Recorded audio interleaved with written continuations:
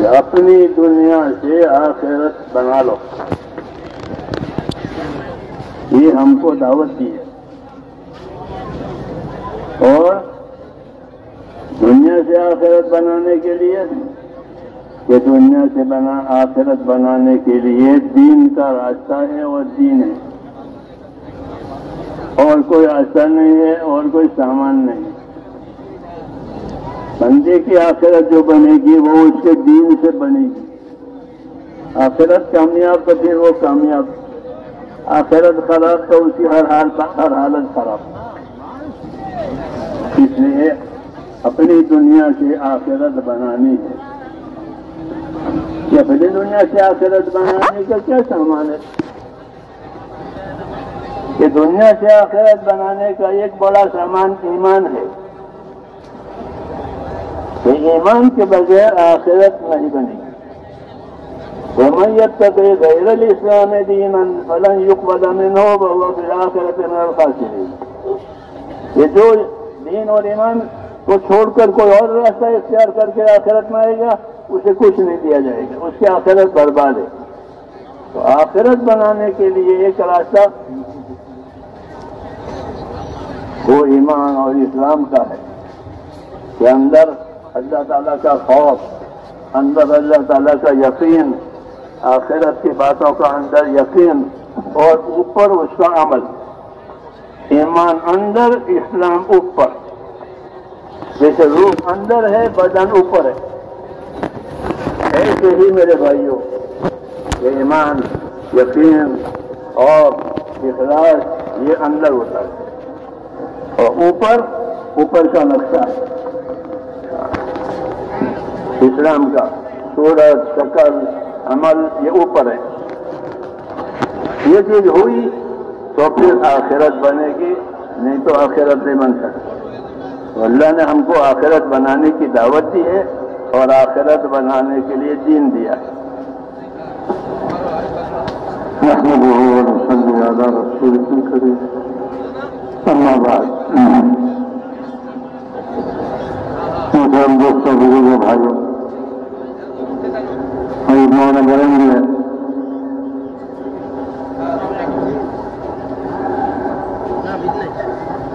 দুনিয়া থেকে আমাদেরকে আখিরাত বানাইতে হবে। দুনিয়ার জিন্দগি থেকেই আখিরাত বানায় যেতে হবে। দুনিয়াতে যা কিছু আল্লাহ তাআলা দিয়েছেন আমাদেরকে, এটা দিয়ে আমাদেরকে আখিরাত বানাইবার জন্য আল্লাহ তাআলা দাওয়াত দিতেছেন। আল্লাহ তাআলা স্বয়ং বলতেছেন, ওয়াবতাগি ফীমা আতাকা আল্লাহু দারাল আখিরা। তোমাকে আল্লাহ তাআলা দুনিয়াতে যা কিছু দিয়েছেন এই সব জিনিসের দ্বারা তুমি তোমার আখিরাতকে তৈরি করো। যে তার আখিরাতকে তৈরি করে দিল দুনিয়া থেকে, তো তার জিন্দগি হল কামিয়াব। আর যে দুনিয়া থেকে আখিরাত তৈরি করে দিল না, সে বরবাদ হয়ে গেল, সে নষ্ট হয়ে গেল, ধ্বংস হয়ে গেল। এই জন্য মেরা মহতরম দোস্ত, দুনিয়ার জিন্দগিতে এখান থেকে আমাদেরকে দিন বানায় যেতে হবে। যে দিন একটাই রাস্তা, যে রাস্তায় আখিরাত বনে।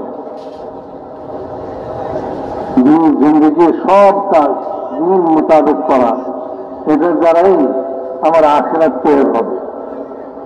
আর কোনো পথ নাই, আখিরাত তৈরি করার আর কোনো রাস্তা নেই। এই জন্য মেরে মহতরম দোস্ত, বুঝব আখিরাত বানাতে হলে দুনিয়ার জিন্দগিতে আমাদেরকে দিন জিন্দগি আমাদেরকে বানাইতে হবে। আর দিন জিন্দগির মধ্যে সর্বপ্রথম এবং সবচেয়ে গুরুত্বপূর্ণ যেটা, সেটা হল ঈমান। ঈমান ছাড়া আখিরাত বনার কোন রাস্তাই নেই। ঈমান ছাড়া আখিরাত বনে। দুনিয়াতে মানুষ অনেক ভালো কাজ করে, অনেক আমল করে, কিন্তু ঈমান নাই। এই সমস্ত ভালো কাজের আখিরাতে কোনো মূল্য নেই। এই জন্য মেরে মহতরম দোস্ত, দুনিয়া থেকে ঈমান বানাইতে হবে, ইসলাম বানাইতে হবে। ومن يبتغي غير الإسلام دينا فلن يقبل منه وهو في الآخرة من الخاسرين। আল্লাহ তাআলা বলেন যে ইসলাম ঈমান ছাড়া আর কোনো পথ তালাশ করবে সেটা কখনোই গ্রহণযোগ্য হবে না এবং আখিরাতে সে ক্ষতিগ্রস্ত হবে, ধ্বংসগ্রস্ত হবে। এই জন্য সর্বপ্রথম ঈমান। ঈমান এটা ভিতরের জিনিস, যেরকম শরীর বাইরে, ভিতরে হলো রূহ, জান মানুষের। ওই ঠিক এরকম ভাবে ঈমান ভিতরে, বাইরে হলো ইসলাম।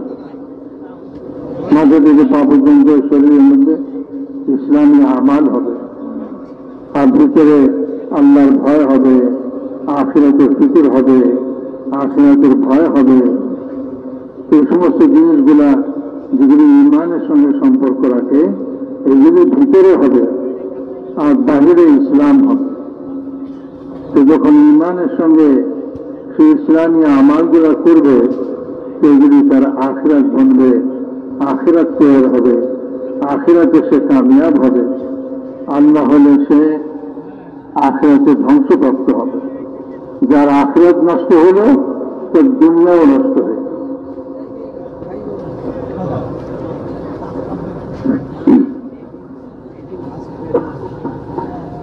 तो बड़ी चीज जो है वो ये है कि हमारी आखिरत बने। अंबिया किराम को आखिरत के मौजू के लिए खास किया गया था कि लोगों को जा जा करके उनकी आखिरत बनाने की रहबरी करे। उलाइक अल्लज़ीना अखलसनाहुम बिखालिसति ज़िक्र-अद-दार। इन लोगों को अल्लाह ने इसीलिए भेजा था कि वो लोगों को याद दहानी करके अपनी आखिरत बनावे, आखिरत बनाने की याद दहानी करावे। इसलिए दावत और दीन ये आखिरत बनाने के लिए है। जिसकी आखिरत बनेगी उसकी दुनिया भी बनेगी, जिसकी आखिरत उजड़ेगी उसकी तो वो आखिरत का भी नहीं रहा और दुनिया का भी नहीं रहा। इसलिए हमारे इस दावत में और हमारे इस काम में सबसे बड़ी चीज कि वो हमारी आखिरत बने। और सहाबाए किराम को बतौर नमूनों के अल्लाह ताला ने इस उम्मत को दिया है। जैसे हुजूर सल्लल्लाहु अलैहि वसल्लम को नमूना बनाया पूरी इंसानियत के लिए, फिर आपके असहाब को नमूना बनाया इस उम्मत के लिए। उलाइक असहाब मोहम्मद, इब्न उमर फरमाते हैं उलाइक असहाब मोहम्मद अबर्रहुम कुलूबन व आमक़हुम इल्मन व अक़ल्लुहुम तकल्लुफ़न। किसी चीज की जिंदगी अपनाने के लिए उसकी सिफतें देखी जाती है। जिंदगी तो खत्म हो जाती है, जिंदगी खत्म हो जाती है, उसकी सिफतें बाकी रहती है। जालिम का जुल्म बाकी रहता है, आदिल का अदल बाकी रहता है, मुत्तकी का तकवा वो लोगों के सामने होता है। तो सिफतें बाकी रहती है और सिफतों का जिक्र भी बाकी रहता है। इसलिए किताबों में उनकी सिफतों का जिक्र होता है, उनकी शख्सियतें तो चली गई, तो सहाबा की सिफतें बताइए। और ये वो पहला तबका है सहाबाए किराम का जिनसे अल्लाह राजी हुआ है। हाँ, अहले हुदा है ये हजरात अहले हुदा में से है। अहले हुदा दो हैं, एक अंबियाए किराम है अहले हुदा और एक सहाबाए किराम है अहले हुदा उनके पीछे। हाँ, मसनून दुआओं में ये दुआ है, मसनून दुआएं याद करनी चाहिए। अल्लाहुम्मा इन्नी असअलुका तौफीक अहलिल हुदा, ये दुआ है। अल्लाहुम्मा इन्नी असअलुका तौफीक अहलिल हुदा। या अल्लाह मैं आपसे तौफीक मांगता हूं। तौफीक का मतलब है असबाब ऐसे मुहैया हो जाए कि मकसद पूरा हो जाए, उसको तौफीक कहते हैं। कि अल्लाह मैं आपसे तौफीक मांगता हूं। ये तौफीक की चीजें मांगते हो? कौन सी तौफीक मांगता हूं? कि अहले हुदा की तौफीक मांगता हूं। अहले हुदा अंबियाए किराम हैं और अहले हुदा सहाबाए किराम हैं। अंबियाए किराम अपने अपने वक्त पर जा चुके, हाँ, सहाबाए किराम भी अपने वक्त पर जा चुके। हाँ, लेकिन सहाबा के आसार करीब है हमसे। जी हाँ, क्योंकि वो हमारा पहला तबका है। अल्लज़ीना सबक़ूना बिल ईमान, दुआ मांगते हैं सहाबा के लिए, रब्बना इग़फ़िर लना, तो उनके लिए दुआ मांगी जाती है क्योंकि वो हमारा पहला तबका है। इसलिए उनकी जिंदगी हमारे लिए नमूना है, इसलिए उनकी जिंदगी को अपनाना है इस काम के लिए खास तौर से। और आम तौर से तो उनसे अल्लाह राजी हो गया है, इसलिए आम तौर से उनकी जिंदगी अपनानी है। तो उनकी कुछ सिफतें हैं जो किताबों में है। तो मेरे मोहतरम दोस्तों बुजुर्गों, मौलाना भाई अंबिया अलैहिस्सलातु वस्सलाम जैसे যে আল্লাহ তাআলা দুনিয়াতে পাঠাইছেন, তাদের একটা বিশেষ বিষয় যেটা ছিল সেটা হলো তারা আখিরাতকে স্মরণ করার জন্য দুনিয়াতে আসছে। তারা আখিরাতওয়ালা ছিলেন এবং আখিরাতকে স্মরণ করার জন্যই, আখিরাতের প্রস্তুতি নেওয়ার জন্যই মানুষকে উদ্বুদ্ধ করার জন্য দুনিয়াতে আসছে। নবীরা সব নবীরাই আখিরাতের কথা মানুষকে স্মরণ করেছে। এই জন্য আখিরাত এটা নবীদের খাস একটা বিষয়। এরপরে সাহাবায়ে কেরাম রাদিয়াল্লাহু তাআলা আনহুম আজমাইন, যারা এই উম্মতের প্রথম স্তর আর প্রথম শ্রেণীর লোক, হুজুর আকরাম সাল্লাল্লাহু আলাইহি ওয়াসাল্লামের সোহবতের জন্য আল্লাহ তাআলা তাদেরকে বাছাই করছিলেন। মানুষ তো চলে যায়, কিন্তু মানুষের গুণাবলী দুনিয়াতে বাকি থাকে। মানুষের মধ্যে যে গুণগুলো হয় সেগুলি দুনিয়াতে বাকি থাকে, কিতাব আকারে লেখা হয়, মানুষ এটাকে আপন করে, নিজের ভিতরে সৃষ্টি করে, মানুষ এটার আলোচনা করে। সাহাবায়ে কেরাম রাদিয়াল্লাহু তাআলা আজমাইন তারা তো চলে গেছেন, কিন্তু তাদের গুণাবলীগুলি বাকি আছে। সাহাবারা আমাদের জন্য নমুনা। ওই সমস্ত গুণাবলীগুলি নিজের ভিতরে আহরণ করা, নিজের ভিতরে আনা, এটার জন্যই চেষ্টা। সাহাবাদের সম্পর্কে হযরত আব্দুল্লাহ ইবনে মাসউদ রাদিয়াল্লাহু তাআলা আনহু যে কথা বলছেন যে সব মানুষের চেয়ে সাহাবায়ে কেরাম অত্যন্ত নেক দিল ছিলেন। দিল তাদের নেক ছিল, নেক দিল মানুষ ছিলেন। সব মানুষের মধ্যে সবচেয়ে বেশি নেক দিল সাহাবায়ে কেরাম ছিল এবং সবচেয়ে বেশি গভীর ইলম রাখনেওয়ালা ছিল। আর সাদা সিধা জিন্দগি, কোন বানাওটি কিছুই ছিল না তাদের জিন্দগিতে। তো সাহাবাদের সিফাত, সাহাবাদের গুণাবলী বয়ান করছে। আল্লাহ তাআলা তাদেরকে নবীর সোহবতের জন্য বাছাই করেছেন। তো কাজে তারা সর্বপ্রথম নবী থেকে দিন নিয়েছেন এবং এই দিন নিজের ভিতরে নিয়েছেন। দিন গুণাবলী তাদের মধ্যে ভিতরে বজায় হয়েছে। ওই সমস্ত গুণাবলীগুলি দুনিয়াতে বাকি আছে। যেমন মানুষ জুলুম করে, জালেম দুনিয়া থেকে চলে যায়, কিন্তু তার জুলুমের চর্চা দুনিয়াতে বাকি থাকে। একজন ইনসাফ করে, তো ব্যক্তিগত দুনিয়া থেকে চলে যায়, তো তার ইনসাফের চর্চা দুনিয়াতে বাকি থাকে। এরকম ভাবে মানুষের মধ্যে যে গুণ থাকে, সেই গুণগুলি চিরকাল বাকি থাকে। আর মানুষটা হয়তো দুনিয়া থেকে চলে যাবে। সাহাবায়ে কেরাম দুনিয়া থেকে চলে গেছেন ঠিকই, কিন্তু তাদের গুণাবলী এগুলি সব বাকি আছে। এই জন্য মেরে মহতারাম দোস্ত বুঝব, আমার এই মেহনতের দ্বারা উদ্দেশ্য হল সাহাবাদের ওই সমস্ত গুণাবলীগুলি নিজের ভিতরে আনয়ন করা। সমস্ত নবী এবং নবীরা সারা দুনিয়ার ইনসানিয়াতের জন্য, মানব জাতির জন্য তারা হলেন হিদায়াতওয়ালা, নমুনা, হিদায়তের নমুনা, হিদায়ত প্রাপ্ত তারা। আর সাহাবায়ে কেরাম রাদিয়াল্লাহু তাআলা আনহুম আজমাইন, তারা এই উম্মতের যেহেতু সবচেয়ে নিকটবর্তী, এই উম্মতের প্রথম শ্রেণী তারা, তো কাজেই এই উম্মতের জন্য তারা হল হিদায়তের নমুনা। এই জন্য মেরা মুহতারাম দোস্ত বুজুর্গ, আল্লাহ তাআলা মসনুন দোয়ার মধ্যে রাসূল পাক সাল্লাল্লাহু আলাইহি ওয়াসাল্লাম এই দোয়াও শিখিয়েছেন। উনি বলেন এই মসনুন দোয়া আমাদের সবারই শেখা দরকার। মুসলিম মানে রাসূলুল্লাহ সাল্লাল্লাহু আলাইহি ওয়াসাল্লাম থেকে যে দোয়া আমাদের কাছে পৌঁছছে, আল্লাহ তাআলা রাসূলুল্লাহ সাল্লাল্লাহু আলাইহি ওয়াসাল্লামকে শিখিয়েছেন আর রাসূলুল্লাহ সাল্লাল্লাহু আলাইহি ওয়াসাল্লাম উম্মতকে শিখিয়েছেন। ওই সমস্ত দোয়া আজও কিতাবের মধ্যে আছে, এগুলোকে শেখা দরকার, এগুলো শিখা হয়ে দোয়া করা চাই। তো হাদিসের মধ্যে যে দোয়া শিখিয়েছেন সে তার মধ্যে একটা হলো, আল্লাহ আমি আপনার কাছে তৌফিক চাই। কিসের তৌফিক? বলে যে আহলে হুদার তৌফিক, হেদায়েতের তৌফিক চাই। কিরকম হেদায়েত? বলে যে যারা হেদায়েত প্রাপ্ত তাদের মতো হেদায়েত।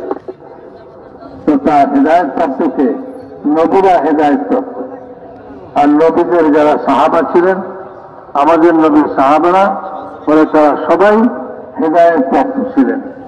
এই হেদায়েতের দোয়া করা চাই যে সাহাবাদের মধ্যে যে হেদায়েত ছিল, আল্লাহ আমাকে ওই রকম হেদায়েত দান করেন। তো মেরে মোহতারাম দোস্ত বুজুর্গ, আখিরাত বানাইবার জন্যই নবীরা আসছেন। আখিরাত কিভাবে বানাইতে হবে সেটার জন্য দিন দিয়েছেন, ইমান দিয়েছেন, ইসলাম দিয়েছেন। ইমান ইসলামের হেদায়েত, এটা এর গুণাবলী কোথা থেকে পাওয়া যাবে? নবীর থেকে পাওয়া যাবে, সাহাবা থেকে পাওয়া যাবে। এই জন্য সাহাবাদের অনুসরণ করতে হবে। ابن عمر رضی اللہ تعالیٰ عنہ صحابہ کے بارے میں اپنے آدمیوں کو سمجھاتے تھے. ان کے شاگرد تھے ماشاءاللہ، بڑے بڑے عبادت گزار، بڑے بڑے محنت والے، بڑے بڑے قربانی والے، عشاء کے وضو سے صبح کی نماز پڑھنے والے ان کے شاگرد تھے ابن عمر کے. تو عشاء کی نماز کے وضو سے عبادت کرتے ہیں، صبح کی نماز اسی سے پڑھتے تھے، دوسرے وضو کی ضرورت نہیں پڑتی. ایسے ان کے شاگرد تھے. تو اپنے شاگرد تھے کہ تم اصحاب محمد کو جانتے ہو صلی اللہ علیہ وسلم، کہ ان کی کیا صفتیں تھیں؟ ہاں، صفتوں کا تذکرہ ہوتا ہے تاکہ لوگ صفتوں کو اپنے اندر پیدا کریں. ہاں، ان کی ذاتیں تو چلی جاتی ہیں، ان کی صفتیں باقی رہتی ہیں. اس کو نقش حیات کہتے ہیں، اس کی صفت، ان کی زندگی کا نقش حیات. تو انہوں نے صحابہ کی صفت بتائی اور وہ ہم تک پہنچی. ہاں، کہ وہ کون لوگ تھے؟ تو اولئک اصحاب محمد صلی اللہ علیہ وسلم، وہ اصحاب محمد ہیں. کیسے ہیں؟ ابرہم قلوبا، کہ ان کے دل بہت پاک ہیں. ان کے دل بہت پاک. کسی چیز پاک ہے کہ کفر سے پاک ہے، شرک سے پاک ہے، حسد سے پاک ہے، عداوت سے اور دنیا کی محبت سے پاک ہے. یہ جن چیزوں کو نہیں ہونا چاہیے ان سے ان کے قلوب اور دل پاک ہے. اولئک اصحاب محمد ابرہم قلوبا، کہ ان کے دل پاک ہے، آپس میں بھی ان کے قلوب پاک ہے. حضور نے منع فرمایا تھا، ولا تحاسدوا ولا تباغضوا وكونوا عباد اللہ اخوانا. حسد مت کرو آپس میں. مدینے میں جا کر یہ ہدایتیں دی، کیونکہ مدینہ اسلام اور ہجرت کا مرکز بننے والا تھا. تو فرمایا کہ آپس میں حسد نہ کرو، آپس میں عداوت اور دشمنی مت کرو. پھر کیا کرو؟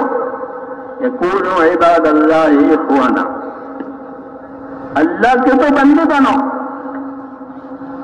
اللہ کے تو بندے بنو. کہ اللہ نے جس کام کے لیے پیدا کیا ہے اسی میں لگو، اسی کو سیکھو، اسی کو سکھاؤ، اسی کو پھیلاؤ. ظاہر بات ہے کہ اللہ نے بندوں کو عبادت کے لیے پیدا کیا ہے، تو اپنے اندر بندگی کی اور عبادت کی شان پیدا کرے. فرمایا کونوا عباد اللہ، اللہ کے بندے رہو، عبادت گزار رہو، وہ لمبی لمبی عبادتیں کرتے۔ ہاں ہمارے اندر یہ بات باوجود ہے کہ تبلیغ میں پھرتے ہیں، کلمہ نماز کی باتیں کرتے ہیں، لیکن عبادت کا ذوق پیدا ہی نہیں ہوا۔ ہاں کہ عبادت کی مقدار بڑھ گئی ہو تبلیغ میں لگنے کے بعد، ہوگا کوئی اللہ کا بندہ شاد، ورنہ یہ بات نہیں پیدا ہو رہی ہے۔ ورنہ اس کام کی وجہ سے تو فرشتوں والی صفتیں آتی ہیں کہ کوئی سجدے میں پڑے ہوئے ہیں قیامت تک، کوئی رکوع میں ہے قیامت تک فرشتے۔ ہاں کہ ہم کو فرشتوں والی چیزیں دی ہیں کہ عبادت کا ذوق بڑھے، تو اسے وہ فرماتے تھے۔ آپ نے فرمایا کہ اللہ کے بندے بنو، عبادت کا ذوق پیدا کرو، یہ مطلب ہے۔ بندہ بننے کا مقصد جو بندے ہیں تو کافر بھی بندہ ہے۔ اللہ کے بندے بنو، عبادت کا ذوق پیدا کرو، عبادت کا شوق پیدا کرو، اور آپس میں بھائی رہو۔ اللہ کا معاملہ آئے تو بندہ بن جاؤ، جو اللہ کہیں گے وہ کریں گے، جو اللہ منع کریں گے وہ نہیں کریں گے۔ اور آپس میں معاملہ آئے تو بھائی بن جاؤ۔ بھائی کی مثال ایسی ہوتی ہے جیسے یہ ہاتھ، اگر اس ہاتھ سے ایک کام نہ ہوا تو فوراً دوسرا ہاتھ پہنچ جاتا ہے۔ آپ کوئی مٹکا اٹھاؤ، وہ مٹکا وہ چیز ایک ہاتھ سے نہیں ہوتی، فوراً دوسرا ہاتھ پہنچ جاتا ہے۔ اور مٹکا اٹھا لیا، وہ ڈوری اٹھا لی، ہاں بھائی اس ہاتھ سے کام نہ ہو سکا، وہ فوراً پہنچ جائے گا دوسرا بھائی۔ تو اس کی دعوت دی ہے حضور صلی اللہ علیہ وسلم نے انصار مدینہ کو، اور مہاجرین اور انصار کے ذریعے سے ساری دنیا کے مسلمانوں کو یہ بات پہنچے گی، کیونکہ ان سے اتباع کرنے کا حکم دیا ہے۔ کونوا عباد اللہ اخوانا، اللہ کے بندے رہو۔ جب معاملہ اللہ کا آئے تو ایمان اخلاص کے ساتھ اس کی عبادت کرو، اور جب معاملہ بندوں کا آئے تو انصاف کے ساتھ، احسان کے ساتھ، ایثار کے ساتھ ان کے ساتھ معاملہ کرو۔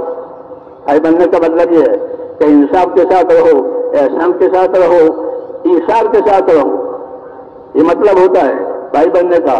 انصاف کا تقاضا یہ ہے کہ جو اپنے لیے پسند کرے وہ دوسرے کے لیے پسند کرے، اس کو انصاف کہتے ہیں۔ اور احسان یہ ہے کہ اس کا حق تو دے دیا اور جھکتا دیا، جھکتا دینا۔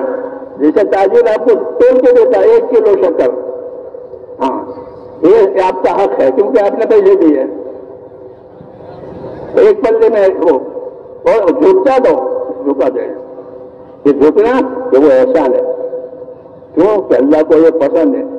ان اللہ یامر بالعدل والاحسان، اللہ حکم دیتے ہیں بندوں کو انصاف کرنے کا، کہ جو اپنے لیے پسند کرو وہ دوسروں کے لیے پسند کرو، اور اس سے اوپر یہ ہے کہ اپنی طرف سے ان پر احسان کرو، کیونکہ اللہ احسان کرنے والوں سے محبت کرتے ہیں۔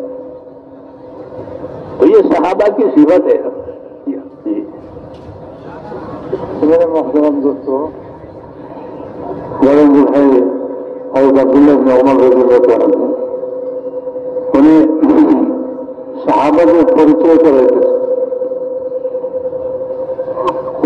সাহায্যদেরকে বলতেছেন ওনার সঙ্গে যারা ওনার ভক্ত তাদেরকে তিনি সাহাবাদের পরিচয় দিতেছেন, সাহাবাদের সম্পর্কে বলতেছেন যে তোমরা কি জানো সাহাবারা কারা? তো তাদের গুণাবলী আলোচনা করে বলেছেন উলাইকা আসহাবু মুহাম্মদ সাল্লাল্লাহু আলাইহি ওয়াসাল্লাম, এরাই হলো মুহাম্মদ সাল্লাল্লাহু আলাইহি ওয়াসাল্লামের সাহাবা। তাদের গুণাবলী কি? বলে যে তাদের দিল পাক, সবচেয়ে বেশি পাক, কুফর থেকে পাক, শিরক থেকে পাক, ঘৃণা হাসদ থেকে পাক, হিংসা থেকে পাক, দুশমনী থেকে পাক, এই সমস্ত খারাপ গুণাবলী থেকে তাদের দিল পাক। তো পাক দিলওয়ালা কারা? যে তাদের দিলের মধ্যে কারোর জন্য হাসাদ নাই, হিংসা নাই, কারোর জন্য আদাওয়াত নাই, শত্রুতা নাই, তাদের দিলের মধ্যে কুফর নাই, শিরক নাই। কুফর শিরক থেকে পবিত্র তাদের দিল, এবং হিংসা বিদ্বেষ থেকে তাদের দিল পবিত্র। আবারুল্লাহ আছে কুলুবান, দিল তাদের একেবারে এরকম পাক পবিত্র। মেরে মহতারাম দোস্ত বুঝব বলে যে দিলের মধ্যে কোনো হিংসা নাই কারো প্রতি, দিলের মধ্যে কারো প্রতি দুশ্মনী নাই। তো দুশ্মনী থেকে পাক, হিংসা থেকে পাক, শত্রুতা থেকে দিল পাক, কুফর থেকে পাক, শিরক থেকে পাক। রাসূল পাক সাল্লাল্লাহু আলাইহি ওয়াসাল্লাম মদিনাতে মুহাজির আর আনসার তাদেরকে যে নসিহত করছিলেন, যা বলছিলেন যে তাদের মাধ্যমে উম্মতের শেষ ব্যক্তি পর্যন্ত এই কথাগুলি পৌঁছবে, তাদেরকে যে কথা বলছিলেন যে তোমরা পরস্পর হিংসা করো না, পরস্পর শত্রুতা করো না, বরং তোমরা আল্লাহ তাআলার বান্দা হয়ে যাও এবং আপোষে ভাই ভাই হয়ে যাও। আল্লাহ তাআলার বান্দা হওয়ার অর্থ যে আল্লাহ তাআলা বান্দা হিসাবে আল্লাহ যা বলছেন তাই করো। তোমার জিন্দগি বন্দগি वाली জিন্দগি। এই যে দাওয়াতের কাম উনি বলেন যে এই কাজের দ্বারা তো ইবাদত বড়া দরকার, কিন্তু আমরা ইবাদতের লাইনে শূন্য হয়ে গেছি। অথচ ফেরেশতারা কেউ রুকুতে আসে তো কিয়ামত পর্যন্ত রুকুতে, কেউ সিজদায় আসে কিয়ামত পর্যন্ত সিজদায় থাকবে। হযরত আব্দুল্লাহ ইবনে ওমর রাদিয়াল্লাহু আনহু ভক্তরা যারা, সাজিদরা যারা ছিলেন, তাদের মধ্যে এমন এমন ইবাদতের গুণ ছিল যে এশার ওযু দিয়া ফজরের নামাজ পড়ছে, মাঝখানে ওযু করা লাগে না, ওযু ভাঙে না। তো এরকম জিনিস তারা নিছিল। আর আমরা এত মেহনত করা সত্ত্বেও, সব মেহনত করি, কিন্তু ইবাদতের মধ্যে আমাদের অনিয়া, ইবাদতের মধ্যে আমাদের কোনো আগ্রহ নাই। ইবাদতের মধ্যে আগ্রহ পয়দা হওয়া চাই, ইবাদতের মধ্যে আগে বাড়া চাই। রাসূল পাক সাল্লাল্লাহু আলাইহি ওয়াসাল্লাম বলতেছেন, কুনু ইবাদাল্লাহ, তোমরা আল্লাহর বান্দা বনো, তোমরা আপোষের মধ্যে হিংসা করো না, বরং তোমাদের মধ্যে আপোষের মধ্যে আদল হওয়া চাই, ইনসাফ হওয়া চাই, ইহসান হওয়া চাই। আদল মানে হলো যে তুমি যেটা পছন্দ করো নিজের জন্য, তোমার ভাইয়ের জন্য তাই পছন্দ করো। আর ইহসান হলো বলে যে যা তার পাওনা আছে তার চেয়ে বেশি দাও তাকে, পাল্লাটা ঝুঁকাইয়া দাও, পাল্লায় মাপতেছে সমান সমান, ইনসাফ। তো বলে না, একটু বেশি দিয়ে দাও, ইহসান করো। ইন্নাল্লাহা ইয়া'মুরু বিল আদলি ওয়াল ইহসান, আল্লাহ তাআলা তো হুকুম করতেছেন আদল করো, ইনসাফ করো আর ইহসান করো। ইনসাফের উপরে হলে ইহসান। তো আল্লাহ তাআলার বান্দা হওয়ার অর্থ হলে যে আল্লাহ তাআলা যা বলেন তাই কর। আর রাসূল পাক সাল্লাল্লাহু আলাইহি ওয়াসাল্লাম বলতেছেন যে তোমরা পরস্পর আল্লাহর ভাই হয়ে থাকো, একে অপরের ভাই। ভাই মানে কি? একজন আরেকজনের সাহায্য করে।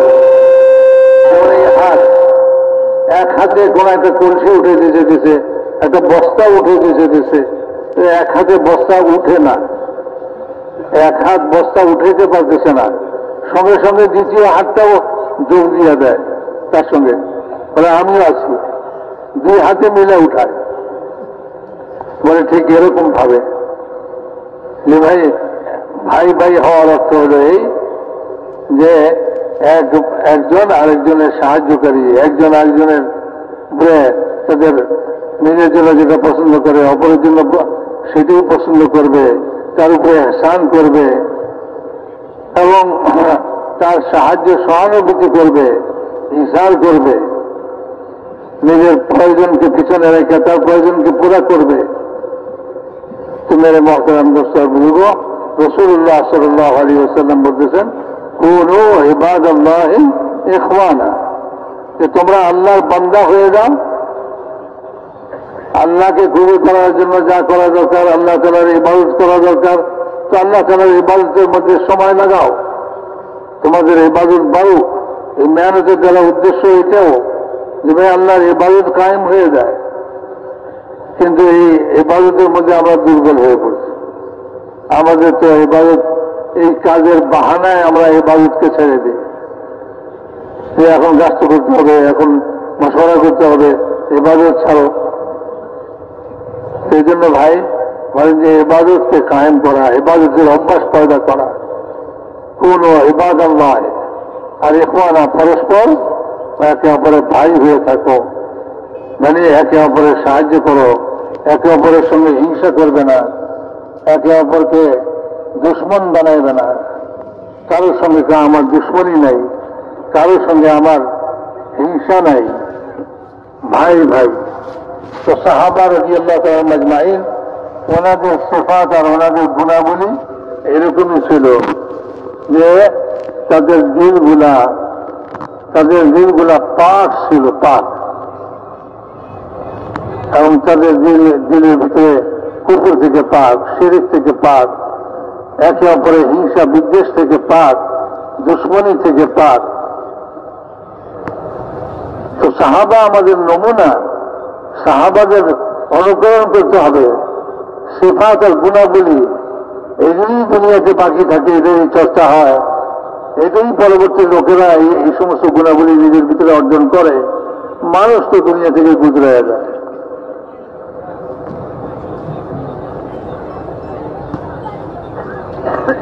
एक तो ये हुक्म दिया भाई बनने का, दूसरा हुक्म ये दिया है कि सच्चों के साथ रहो, खूनों में सादिकीन, सच्चों के साथ रहो। ये सच्चे कौन है? तो कुरान की आयतों ने, कुरान कलाम पाक ने मुहाजिरीन को सच्चा कहा है। लिलफुकराइल मुहाजिरीन लियुखरिजू मिन दियारिहिम, आखिर आयत उलाइका मुस्सादिकून। दूसरे में फिर अंसार को जिन्होंने कुर्बानी दी है, इनको सच्चा कहा।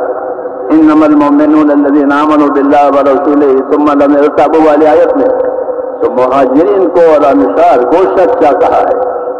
इसलिए हम सबको क़यामत तक ये हुक्म है कि सच्चों के साथ रहो।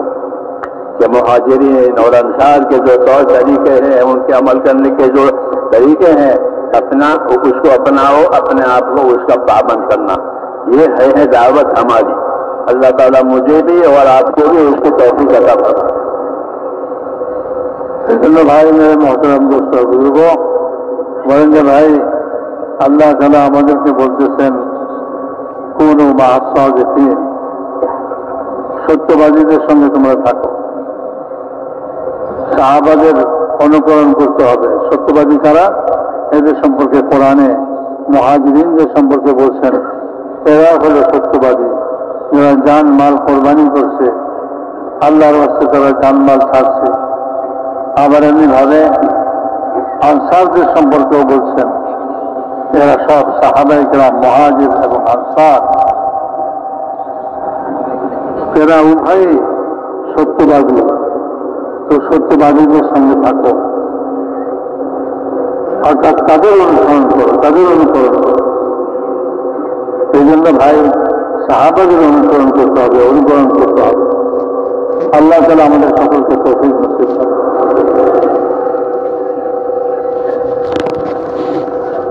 দোয়া হবে ইনশাআল্লাহ। এখন সবাই যেখানে আছেন ওখানে বসে পড়েছে।